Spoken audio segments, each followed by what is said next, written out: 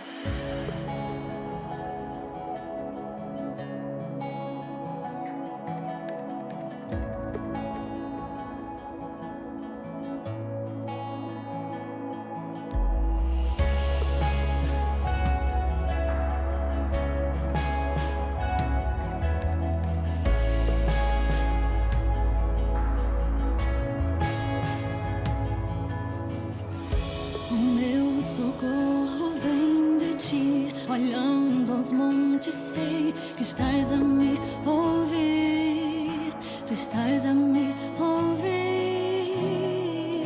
Na minha dor eu te busquei e o consolo veio, pois eu te encontrei. Pois eu te encontrei. Não faz sentido algo, sentido.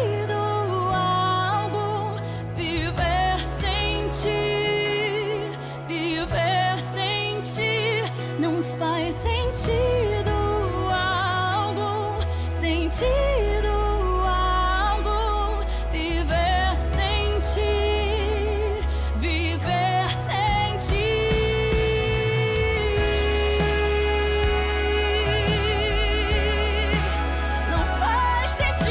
algum.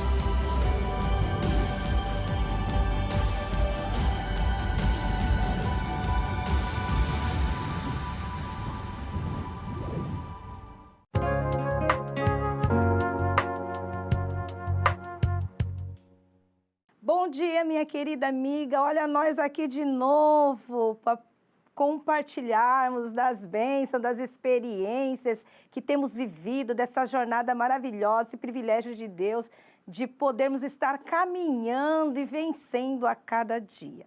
Nesta manhã, eu quero falar um pouquinho dessa mulher empoderada que nós estamos ouvindo, né? A gente ouve direto, liga o Instagram, abre Facebook, é só mulheres empoderadas.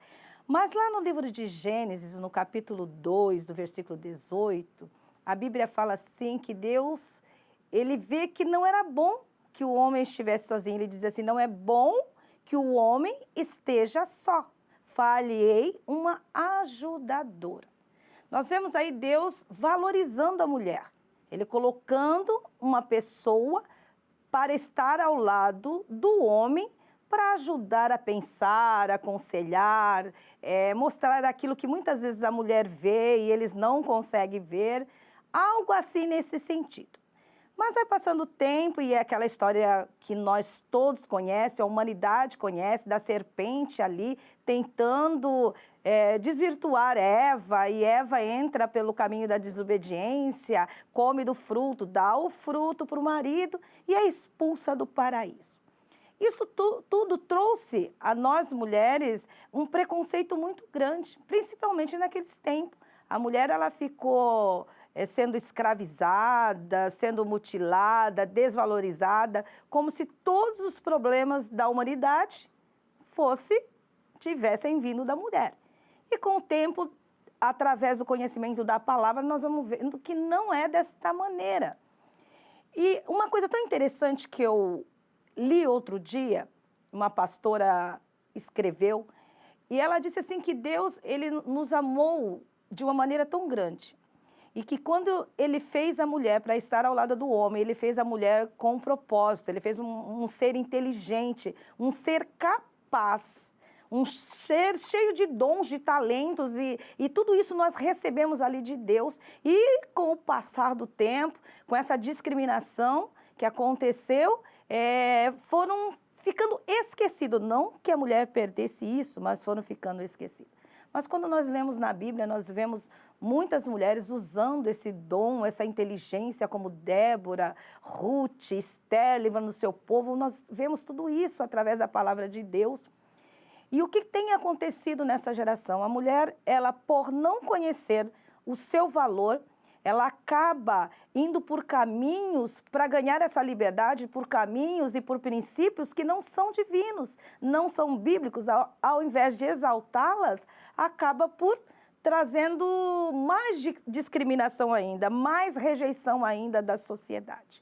Mas pela misericórdia do Senhor, nós buscamos conhecimento na palavra e nos princípios, e Deus tem nos orientado, primeiro, a entender o propósito para que nós somos chamadas.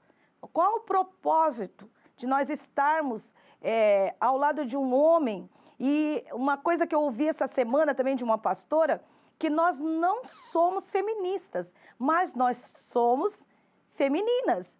Para nós mostrarmos o poder, esse empoderamento, tem trazido histórias trágicas para as mulheres. Muitas mulheres têm perdido a vida porque têm acreditado nesse empoderamento do mundo, mundano, em que você vai mostrar teu corpo, que você vai usar, quanto menos roupa que você coloque, mais chamar atenção, para chamar atenção com o corpo. E nós não precisamos nada disso. A mulher cristã moderna, ela entende que ela não precisa nada disso, que ela precisa aprender com o Espírito Santo de Deus como conduzir a sua vida com sabedoria.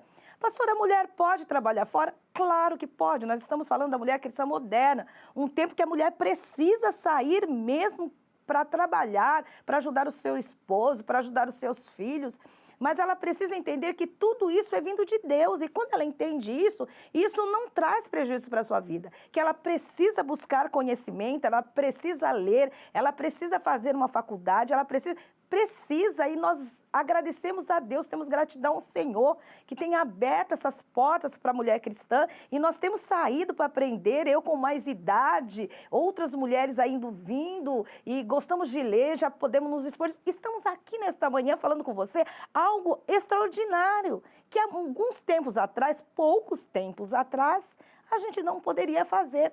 Mas hoje o Senhor tem nos permitido estar e a mulher cristã, ela sabe que ela pode falar também, que ela pode mostrar o seu sentimento, tudo com sabedoria, tudo com inteligência, tudo com base nos princípios bíblicos, tudo respeitando o seu limite, respeitando aquilo que Deus nos deu.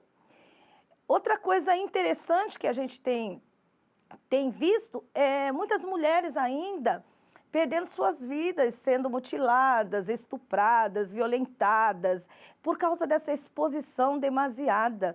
E acabam sendo culpadas e a sociedade as culpa por isso, pelo estupro e há muita divergência, cada um fala uma coisa, mas quando nós paramos para ouvir só o que Deus quer falar, nenhuma voz, nem da direita, nem da esquerda, nem de trás, nem de frente, nada, nada, nem esse monte de janelas que a internet oferece. A gente abre ali uma página da internet e aquele enxurrada de informações, olha, faça isso, porque o que é o empoderamento? É a mulher que acaba sendo dona de si e nós não somos donas de nós mesmos, nós temos um dono, que é o nosso Deus. Ele é o nosso dono, é Ele que nos conduz e Ele tem o melhor para nós, Ele quer o melhor para nós, porque Ele nos fez para sermos melhor.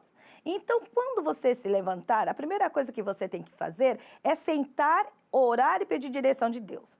A segunda coisa, você vai lá, abre a sua janela, deixa o sol entrar e diga ao Espírito Santo, vem para dentro da minha casa, me orienta, me ajuda com os meus filhos, com a minha casa e com o meu dia, com o meu trabalho, com a minha profissão. Outra coisa que você tem que fazer, vá em frente ao seu espelho e olhe para você e diga para você mesmo o quanto você é linda, o quanto você é importante, o quanto Deus investiu em você e na sua vida. Aí você está pronta para sair e enfrentar tudo que esta vida tem para você. Às vezes vem aquelas tempestades no barquinho, mas calma, calma. As tempestades, elas vêm só para mostrar e dizer quem nós somos. E nós somos mulheres fortes, guerreiras, determinadas e, acima de tudo, amadas por um Deus que tudo vê, tudo pode e tudo sabe. Deus abençoe a cada uma de vocês. Espero que esses conselhos sirvam para você nesta manhã. Deus abençoe.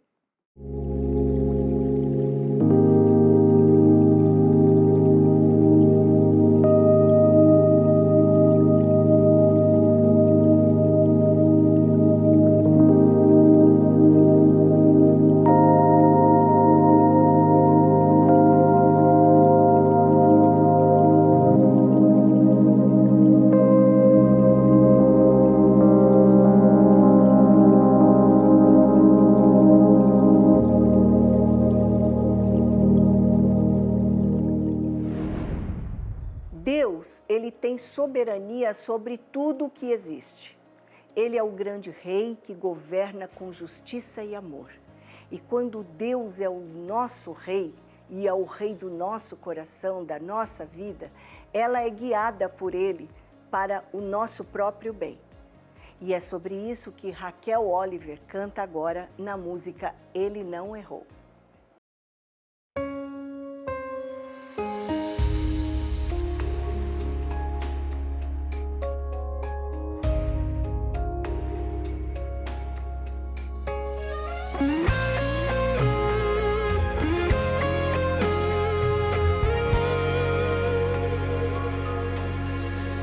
Você cansou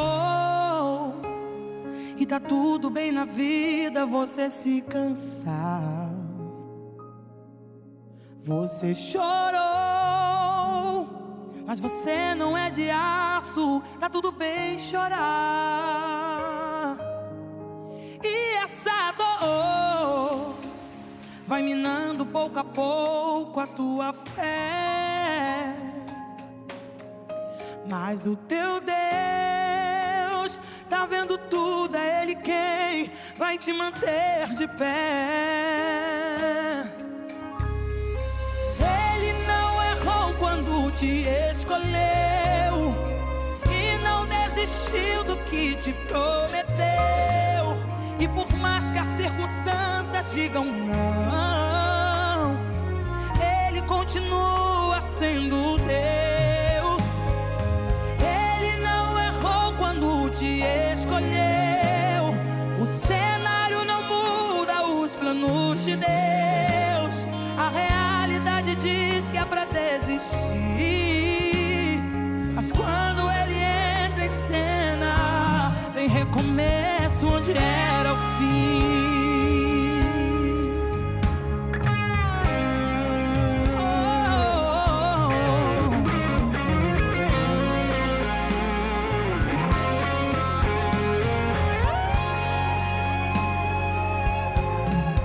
Você cansou e tá tudo bem na vida, você se cansa.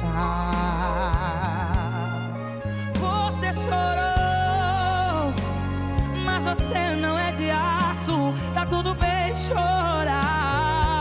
E essa dor vai minando pouco a pouco a tua fé,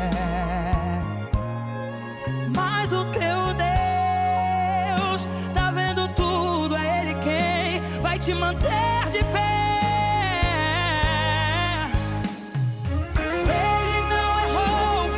Te escolheu e não desistiu do que te prometeu.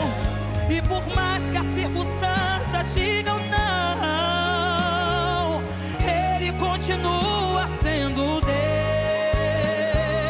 Ele não errou quando te escolheu. O cenário não muda os planos de Deus. A realidade diz que é pra desistir, mas quando Ele entra em cena, tem recomeço onde era o fim.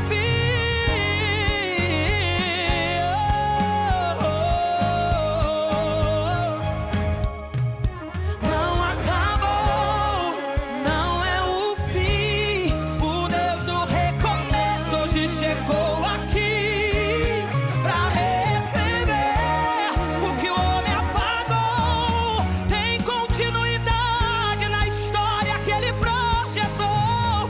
Não acabou, não é o fim. O Deus do recomeço hoje chegou aqui pra reescrever o que o homem apagou. Tem continuidade na história que Ele projetou.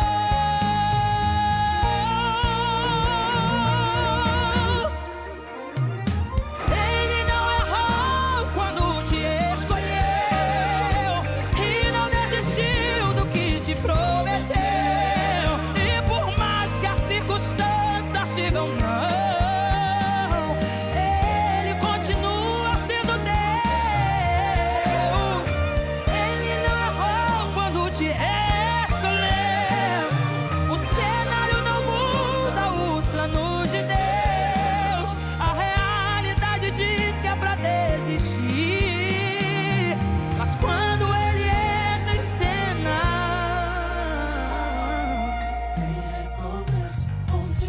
é que quando Ele entra em cena, nada permanece do mesmo jeito.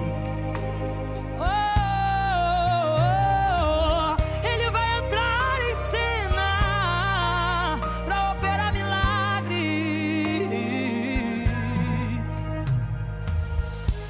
Tem recomeço onde era o fim.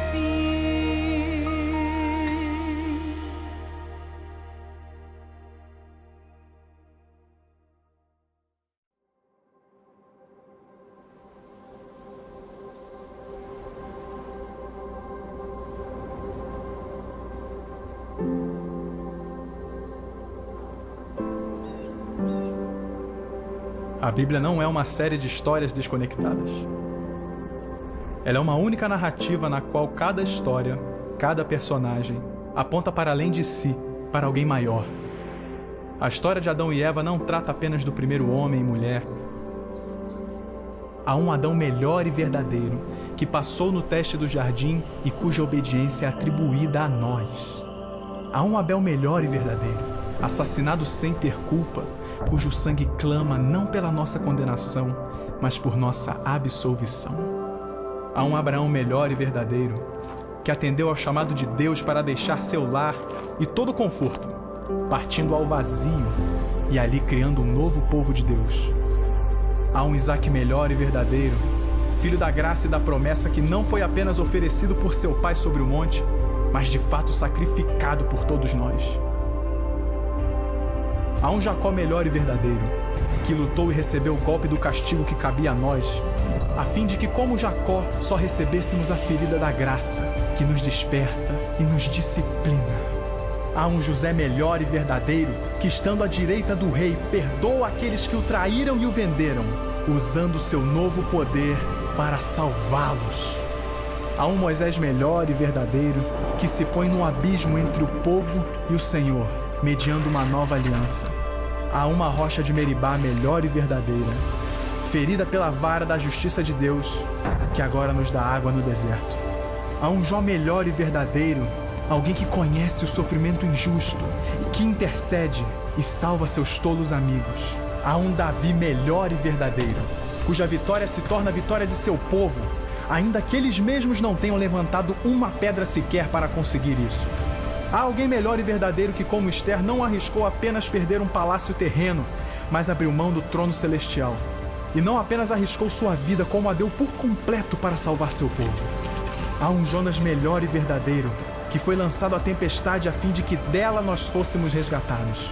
Há um Cordeiro da Páscoa melhor e verdadeiro, inocente, perfeito, que se deixou ser morto para que o anjo da morte não atentasse contra nós.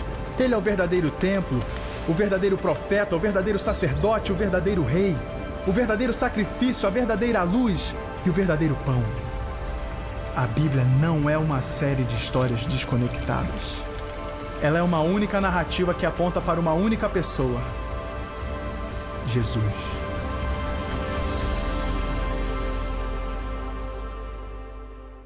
Eu gostaria de fazer uma pergunta para você. Você influencia ou é influenciado? Pois é, este é um assunto que desafia muitos de nós, não é? Uma má influência pode nos trazer muitos problemas e alguns deles até irreversíveis. E na mensagem pastoral de hoje, a missionária Ana Lilian, ela fala com a gente sobre isso. Cuidado com a influência. Esse é o tema desta linda e abençoada palavra que você assiste agora.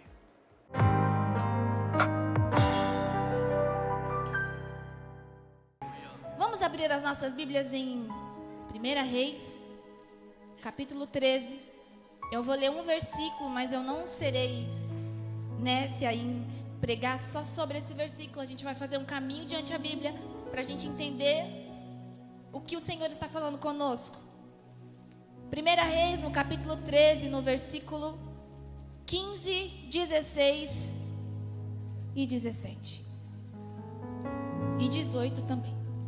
Eu vou ler para não tomar muito tempo e diz assim: Então o profeta lhe disse: Venha à minha casa comer alguma coisa.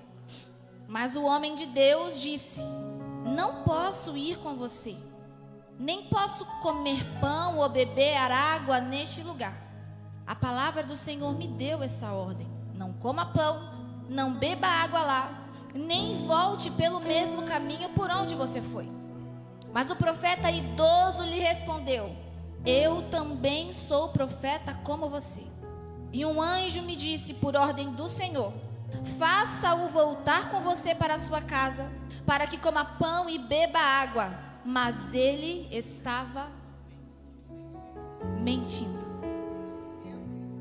Eu estava na minha casa, uma semana após ter sido convocada para estar aqui, e eu falei assim: Senhor, o que o Senhor quer de mim? O que o Senhor quer falar comigo? O Senhor dizia: tome cuidado com a influência. Tome cuidado com a influência. A influência, ela demanda de tempo. O tempo forma o nosso caráter. E se nós estivermos debaixo de uma influência, que foge dos princípios do Senhor, com o passar do tempo, o nosso caráter será moldado pela influência. E se nós formos moldados pela influência de quem abdica, de quem tira o altar, santuário, a presença, o mandar de Deus, uma hora ou outra a gente vai começar a dizer que é Deus onde não é Deus. E a gente não vai nem reparar nisso. Permaneceremos dizendo, Deus está me dizendo lhe dizer, e Deus não está me dizendo lhe dizer. Então o Senhor, a frase que o Senhor falava era: tome cuidado com a influência. Ana, qual é o contexto dessa mensagem? A palavra do Senhor, ela vem transcorrendo, discorrendo, Antigo Testamento. Nós sabemos que o Senhor chama Abraão, lá da terra de Ur dos Caldeus, para uma terra que promete. A peregrinação de Abraão, ela começa e termina em Jacó, Abraão, Isaac, Jacó. Quando chega em Jacó com seus 12 filhos, José é vendido para o Egito. Há fome na terra onde Jacó está, e Jacó é obrigado a ir até o governador José, que foi vendido. Nós conhecemos essa história, eu vou passar bem rapidinho para os irmãos conseguirem entender o contexto disso. A palavra do Senhor diz que agora o povo está cativo no Egito, e necessário é levantar alguém com coragem, debaixo de uma permissão de Deus. E aí o Senhor já falava comigo e diz para você também nessa noite: não importa o tempo e a quantidade de gente que se influencia, você tem o papel, você tem um chamado. Não importa, o povo é mais numeroso ou mais forte do que nós, você tem um chamado. Deus escolheu a minha e a sua vida para isso. No meio do Egito, Deus levanta um homem chamado Moisés para libertar com mão forte o teu povo. A palavra do Senhor diz que após as 10 pragas, eles peregrinam no Egito durante 40 anos, até chegarem ao lugar que Deus havia projetado e prometido. E nesse lugar, essa nação começa a se expandir. Bons agricultores, bons artesãos, a paz entre alguns lugares, boa convivência com os vizinhos, com as cidades vizinhas. Mas aí o Senhor começa a levantar juízes no meio do seu povo. Para quê? Para liderar, para governar, para trazer de volta. É essa a função de líderes, trazer de volta algo que se perdeu. Você é líder, é necessário que onde você está, você traga de volta adoração a Ele. Líderes que tenham a autoridade do Espírito Santo de Deus para dizer: olha, esse caminho está errado, esse caminho não condiz com a palavra do Senhor. Então ouça os teus líderes, ou então se posicione como líder. Tem uma responsabilidade sobre você, tem uma autoridade do Espírito Santo sobre você.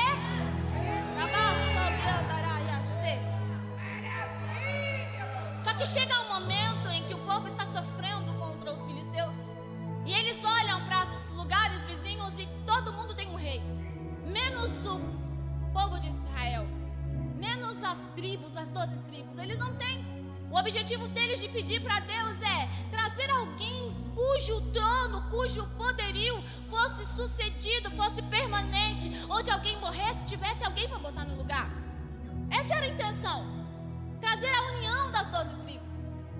E a palavra do Senhor que diz que Samuel unge a Saul da tribo de Benjamim como rei, porque o Senhor pede. Pela primeira vez o povo grita: viva o rei, direcionando essa aclamação, essa exclamação a um homem. Mas a palavra do Senhor também diz que Saul foge ou abdica ou entra em um declínio espiritual, e o Senhor o rejeita. Eu vou dizer uma coisa aqui, porque o Espírito Santo disse para mim no meu coração: não tente, não busque o declínio, porque uma vez em declínio, você abre vaga. Não busque, não tenha o anseio de afastar-se da palavra de Deus, porque para Ele é muito fácil levantar, mas também é fácil abater, se não estiver diante da palavra do Senhor. Abre vaga.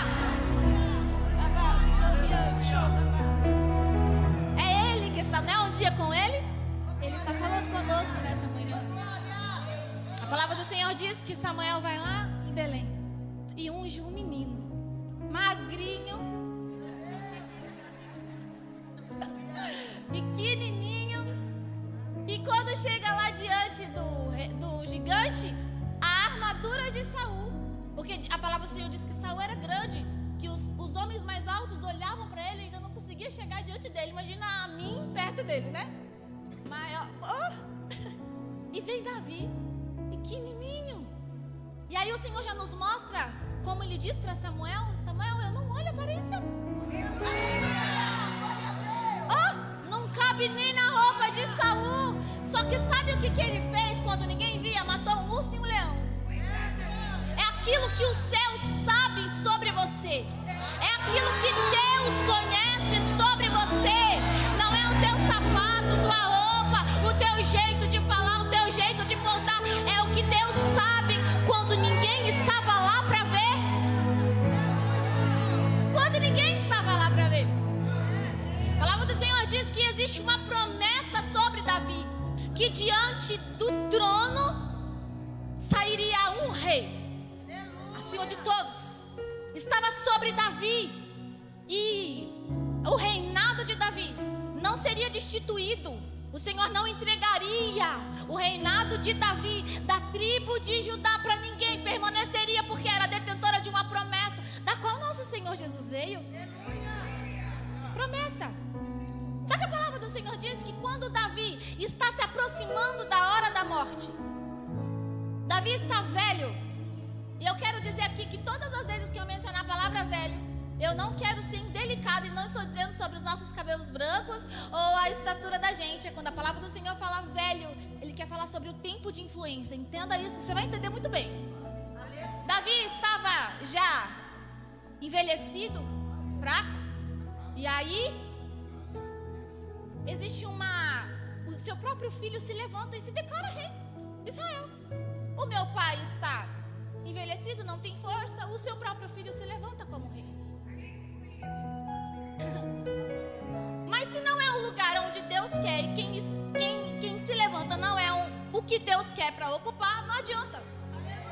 Pode até Davi estar envelhecido, mas alguém vai chegar lá como Batseba fez: olha, você não me prometeu, rei, que seria o meu filho? Aí o rei se levanta e chama Salomão e coloca sobre a sua cabeça as mãos e diz: olha, Deus escolheu a você para suceder o meu trono. Você será abençoado. Só que tem um porém: obedeça ao Senhor, o seu Deus. Nesse meio tempo, Deus estava colocando no coração de Davi a construção do templo, porém tira a construção final das mãos de Davi, por conta de que nas mãos havia um sangue demais. Aí a gente entra naquela assim: quem tem promessa, como que é aquela palavra que a gente diz?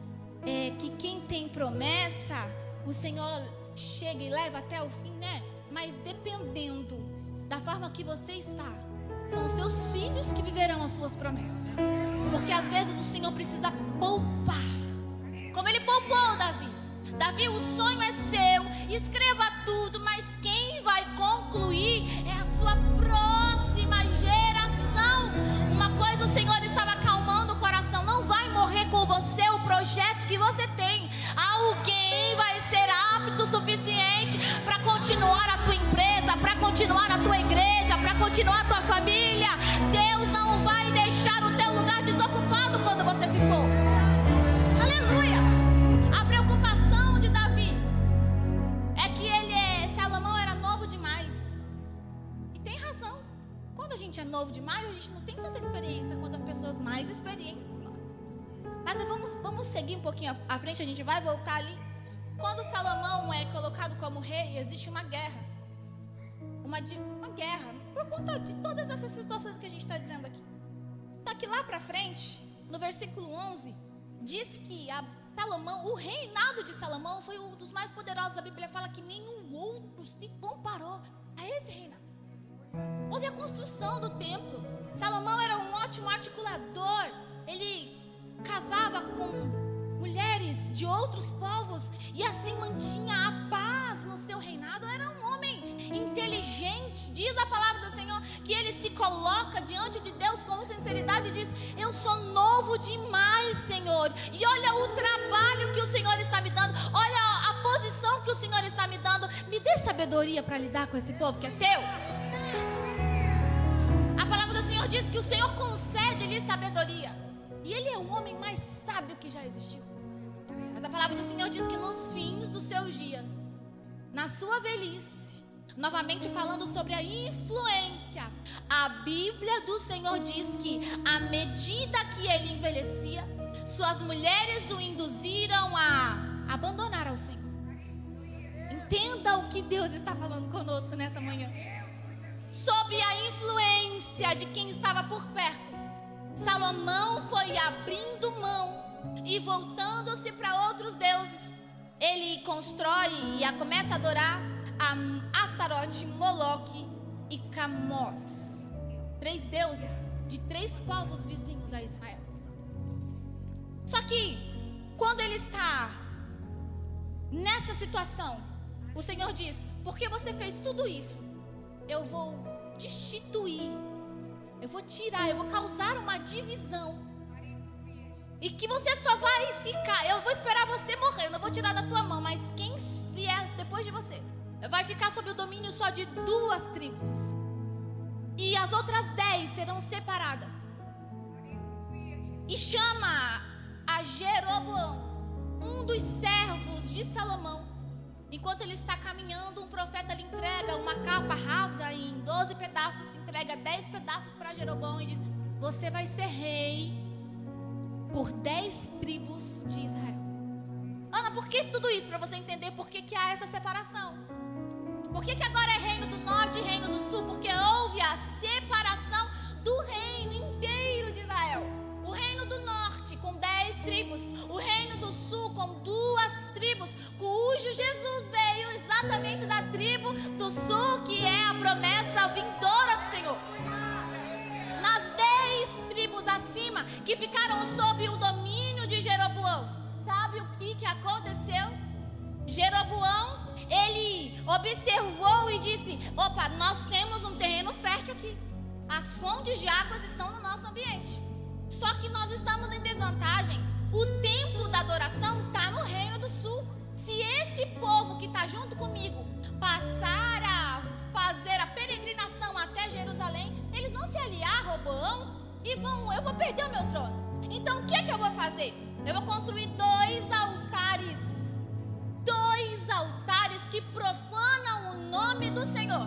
Ele escolhe Betel e escolhe Adã, do reino do norte, e constrói um santuário de adoração a bezerros de ouro. E agora o povo não mais vai até Jerusalém para adorar a Deus. Agora o povo faz a peregrinação entre Betel e Dan. E o que isso significa, Ana? Significa que eles abandonaram tudo? Não, é que eles começaram a fazer uma aliança. Uma hora eu adoro a Deus, mas outra hora eu vou lá no templo do bezerro de ouro e adoro ao bezerro de ouro. Até porque somos nação eleita e a minha eleição diz que Deus me ama acima de todas as coisas, e que se eu compactuar a adoração a Ele e a adoração a outras coisas, vai ficar tudo bem. Há um sincretismo de adoração. A Bíblia diz que Jeroboão coloca e levanta sacerdotes. Ele levanta pessoas e começa a fazer uma data especial de adoração. Aí chega o profeta que é velho. Nesse profeta que é velho, ele está morando em Betel, justamente a cidade onde tinha um bezerro de ouro. A palavra do Senhor diz que ele é velho, mas para que a gente consiga entender que foi tanto tempo debaixo da influência de um bezerro de ouro, foi tanto tempo sob uma influência de uma adoração que não é adoração a Deus, que quando Deus quis profetizar contra o altar de Jeroboão, ele não encontrou um homem sequer no reino do norte. A Bíblia fala que é do reino do sul que sai um homem de Deus para profetizar contra o reino do norte. E quando ele chega no reino do norte, em Betel, ele observa o altar está preparado para o sacrifício.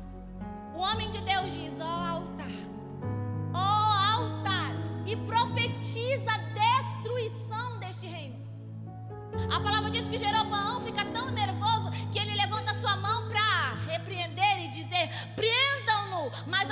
mão seca-se e endurece, estendida.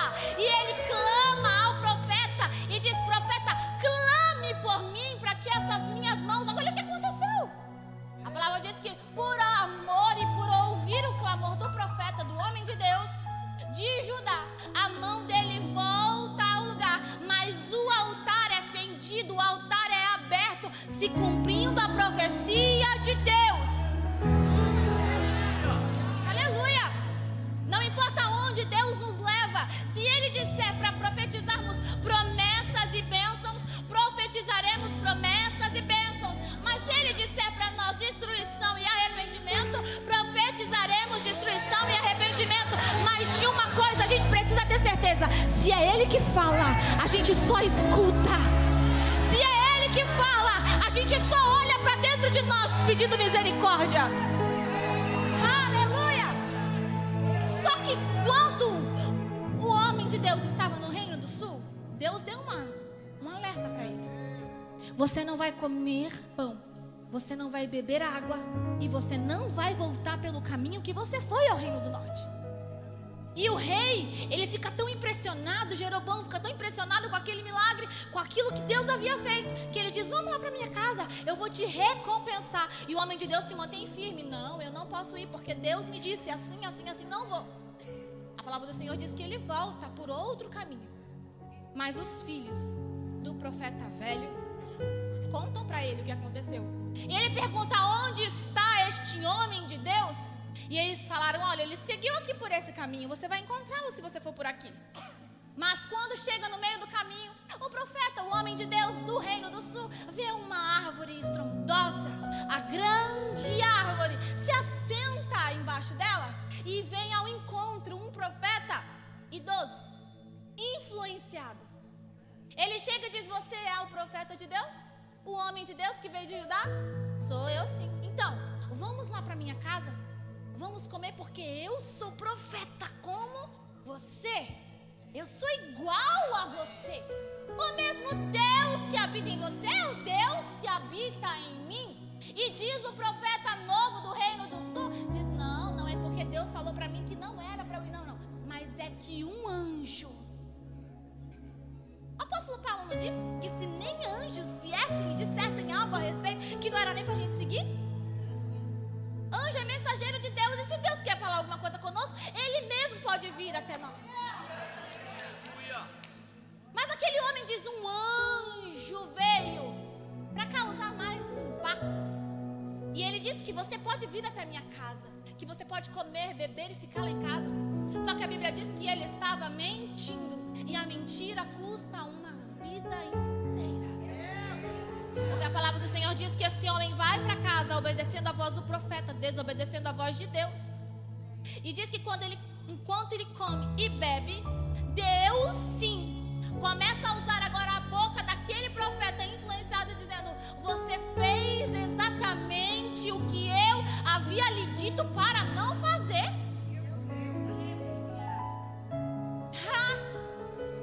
Foi exatamente isso que você fez. Mas a palavra do Senhor diz que esse homem, ele para, mas espera o profeta velho comer e beber, sela um jumento e volta para o caminho. Quando ele chega no meio do caminho, um leão se aproxima, o mata. E agora a cena é uma cena de silêncio. Um cadáver, um leão e um jumento. A Bíblia diz que homens passam pela cena e observam. Ora, quem estava de pé, agora está exposto como um cadáver. Aquele que mata está esperando e não traga, só mata. Aquele que leva também está esperando, não foge. Mas a cena é um desastroso silêncio. Quem passa poderia ter dito: mas talvez não era o profeta. Aleluia. Diz que alguém avisa para o profeta velho, e ele corre lá para ver, pega o cadáver, coloca sobre o jumento e vai para casa e chora amargamente. Sabe por quê? porque entende que a culpa daquela morte é a sua própria culpa. Meu Deus, por que é que a gente vai ouvir isso no dia de hoje?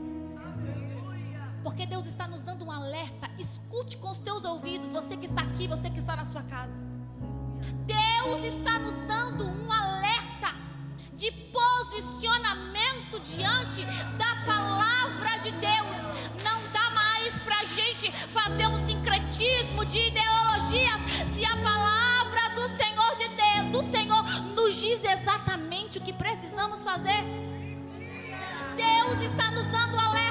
Se nós permanecermos assim, a tua família vai ser destruída, a tua casa vai ser destruída, a tua igreja pode ser destruída. Mas hoje Deus está dizendo para mim e para você: tenha coragem, tenha coragem, tenha coragem, tenha coragem. Manuseie a palavra do Senhor. Você ouviu, assistiu? Pois é. Nossa influência deve ser Jesus.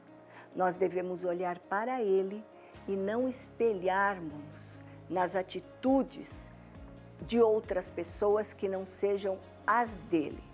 Fazer aquilo que Ele fez. Só assim nós podemos ser verdadeiros influenciadores. E no programa de amanhã você continua a assistir a segunda e a última parte dessa linda mensagem que deixou lições para as nossas vidas. Não deixe de assistir o nosso programa de amanhã, porque vai ser bênção.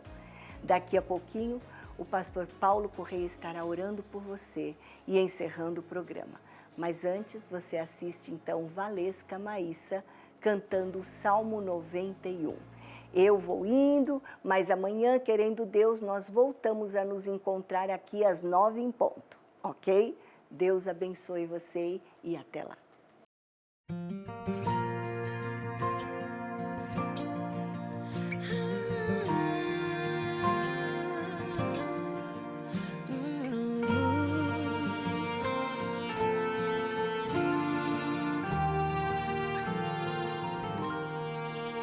Nos piores dias, o que me conforta é saber que tenho onde me esconder. Nos piores dias, o que me conforta é saber que tenho onde me esconder. Aquele que habita no esconderijo do Altíssimo, a sombra do Onipotente descansará. Direi do Senhor, Ele é o meu refúgio e fortaleza. Levante suas mãos e declare isso, vai. Aquele que habita no esconderijo do Altíssimo, a sombra do Onipotente descansará. Direi do Senhor, Ele é o meu refúgio e fortaleza. Confiarei.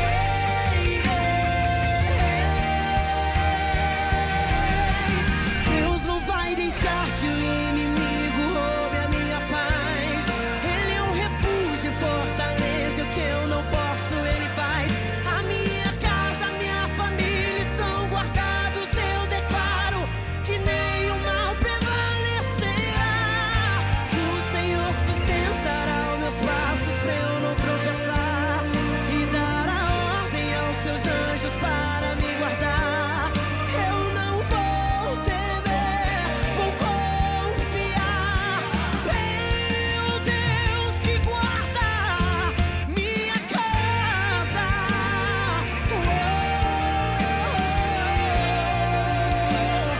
Debaixo de suas asas.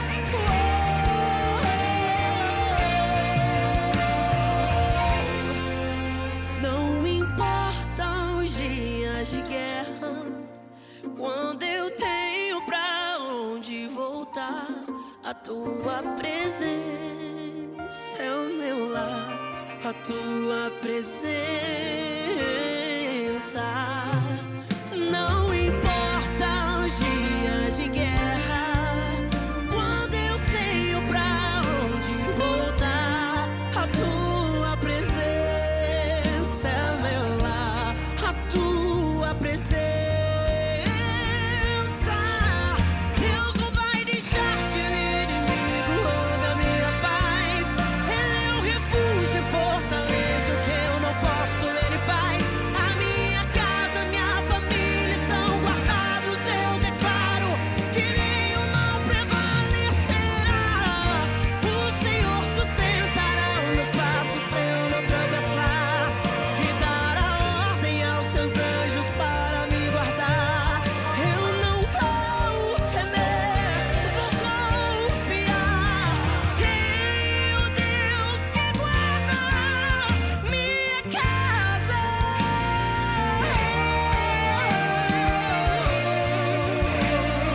Debaixo de suas asas,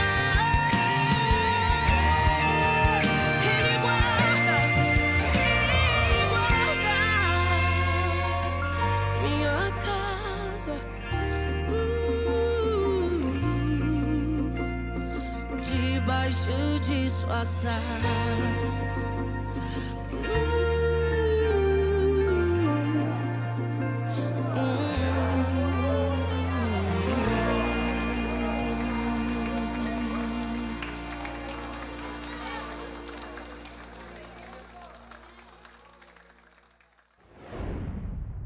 E nós chegamos ao ponto final de mais um programa, Uma Nova Dimensão. Esse programa que é uma chuva de bênçãos no teu lar. E eu tenho certeza que as músicas que você ouviu, a palavra que você recebeu e, nesse momento, uma oração de fé poderosa para que você tenha não somente um dia, mas prossiga com muita alegria e muitas vitórias. Feche os seus olhos, curve a tua cabeça, pare aonde você estiver, por favor, que eu vou orar por você. Pai, em nome de Jesus, aí estão os nossos telespectadores esperando a tua bênção. E é nesse momento que eu quero pedir ao Senhor Jesus que o Senhor estenda as suas santas mãos sobre cada família, sobre cada lar, sobre cada casa.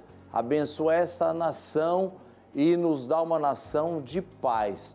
Senhor, aqueles que estão enfermos nos hospitais, que a tua bênção de cura atinja cada um que está nos assistindo nesta manhã.